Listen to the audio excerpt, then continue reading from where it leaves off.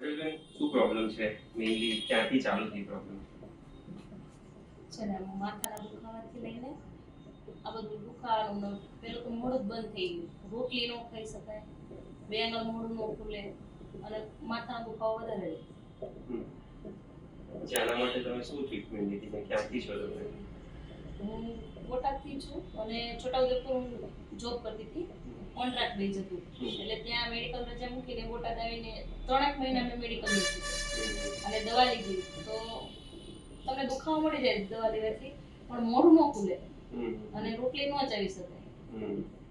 પછી એ રીતે બધે રિલેશનમાં વાત કરી, અલગ અલગ બેનપણીઓને કે આવું છે પ્રોબ્લેમ છે એટલે નોકરી પર રજા મૂકી એમ.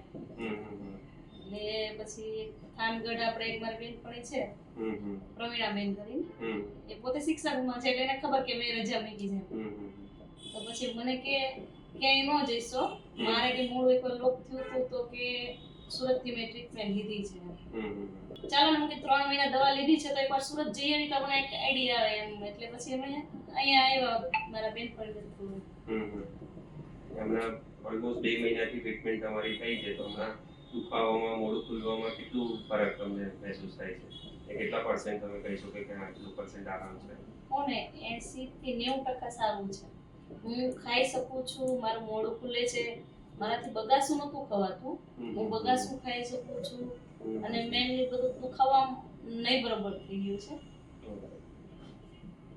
અને પાછું એક પણ દવા ગોળી વગર ઈ સારું છે.